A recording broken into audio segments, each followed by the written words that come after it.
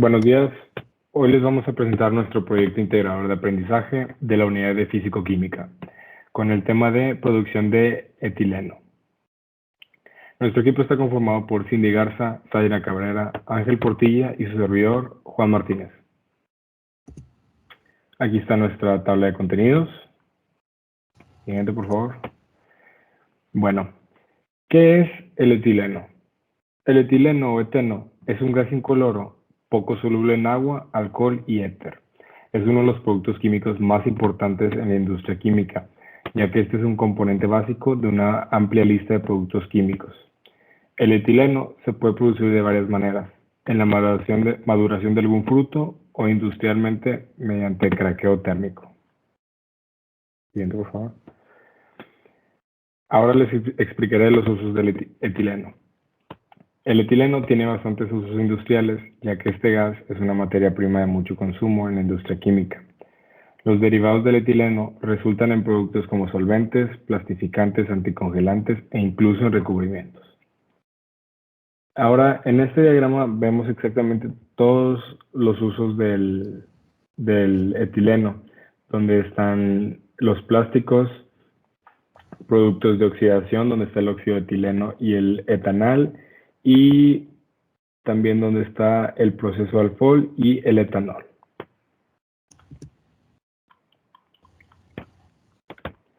Bueno, y en esta tabla representa el uso mundial de etileno por cientos en pesos. El polietileno toma 57%, el cloruro de vinilo 14%, óxidos de etileno y productos secundarios 13%, los acetaldehídos 1%, etilbenceno y estireno 7%, y otros como el etanol o el acetato de vinilo, cloruro de etilo, 8%. Bueno, en este diagrama podemos observar la distribución de los complejos petroquímicos en México, los cuales son 8 y todos pertenecen a Pemex.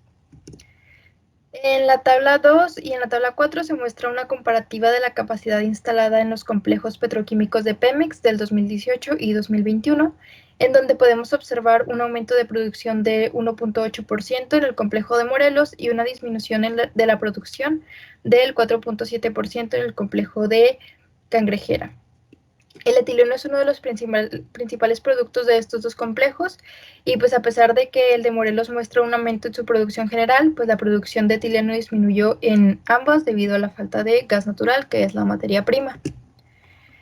En cuanto a las aplicaciones y costos en México, pues el etileno se utiliza en la fabricación de varios componentes, como el polietileno, el cual es parte de las resinas termoplásticas, siendo estas las que ocupan mayor volumen de producción y se utilizan, por ejemplo, en la fabricación de PVC. Otro uso es en la producción de acetaldehído y acetato de vinilo, los cuales se utilizan en la fabricación de pigmentos y colorantes, siendo estos pues, productos con buena exportación, como podemos observar en la tabla 4. Y en la tabla 5 podemos observar la disminución de las exportaciones de etileno entre 2015 y 2019. Y pues el proceso de producción del etileno se lleva a cabo por el craqueo térmico y se divide en 5 fases que trataremos de resumir. La primera es la pirólisis, que se realiza en un horno a 825 grados Celsius y se producen reacciones de deshidrogenación. El horno se alimenta con nafta, donde se precalienta y vaporiza, y se utilizan dos hornos en paralelo, y por uno sale el etano. La salida del horno se enfría rápidamente hasta alcanzar los 350 grados Celsius y luego la corriente se somete a una destilación atmosférica, separándose el gasoil del gas de craqueo, naftas y agua. Y en la fase de compresión, el gas formado principalmente por etileno, hidrógeno y metano sale y se comprime hasta la presión de 36 kilogramos sobre centímetro cuadrado.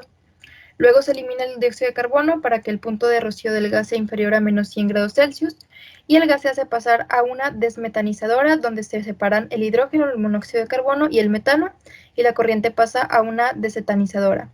Posteriormente es enviada al fraccionamiento de alta temperatura y por la parte superior sale el etileno y acetileno.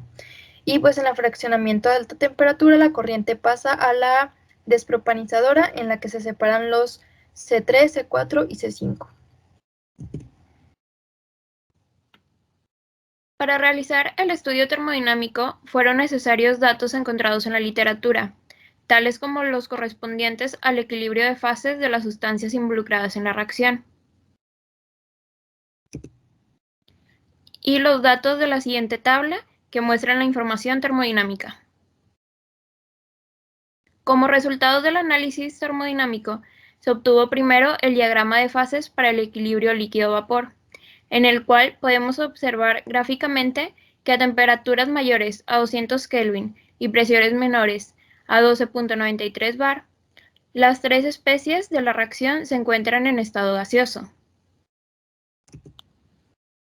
Se realizó un análisis de la entalpía de reacción, la cual a las condiciones de referencia fue de 136.4 kJ/mol, y a partir de este dato se determinaron entalpías de reacción a diferentes temperaturas, considerando los siguientes casos.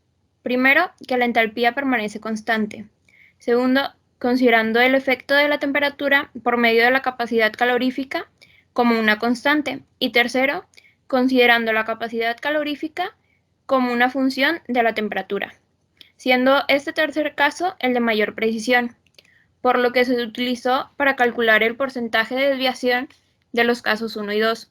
Del primero se obtuvo que hay una gran desviación y que conforme aumenta la temperatura es incluso mayor este error, lo cual se puede observar también en la figura 5. Y en el segundo caso el porcentaje fue menor al 0.2%. Se realizó después un análisis del Kp y del cambio de la energía libre de Gibbs. Aquí se muestran dos figuras, el diagrama del logaritmo natural del Kps contra el inverso de la temperatura y el del cambio de la energía libre de Gibbs contra la temperatura. La figura 7 muestra claramente que a mayor temperatura disminuye el valor del delta G de reacción, lo que propicia que la reacción sea cada vez más espontánea. La figura 6 muestra también que conforme disminuye el valor del inverso de la temperatura, es decir, conforme aumenta T, el valor de Kp aumenta también, lo que se traduce en un favorecimiento de la reacción. Todo esto concuerda con el hecho de que la reacción es endotérmica. En esta tabla se muestra la matriz de balance de masas para el etileno al equilibrio.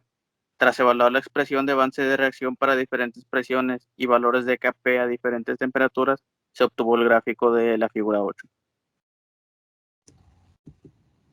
En la figura 8 se observa que a bajas temperaturas el efecto de los cambios de presión no es significativo, pero a temperaturas por encima de 700 Kelvin comienza a serlo, por lo que se debe de tener en cuenta que es más eficiente trabajar a bajas presiones.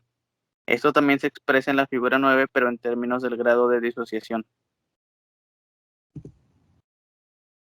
Para concluir, podemos determinar lo siguiente. El análisis del equilibrio de fases muestra que todas las especies se encuentran en fase gaseosa a partir de temperaturas de 200 Kelvin y antes de los 12.93 bar. El análisis del cambio de entalpía de la reacción muestra que la reacción es endotérmica por tener un valor positivo. El análisis del cambio de delta G y el Kp muestran que la reacción se vuelve espontánea y su equilibrio se desplaza hacia los productos respectivamente a temperaturas mayores a 1120 Kelvin. Y una vez analizadas todas las propiedades anteriores, se concluye que las mejores condiciones para operar el sistema son bajas presiones y altas temperaturas. Aquí están nuestras referencias bibliográficas. Muchas gracias por su atención.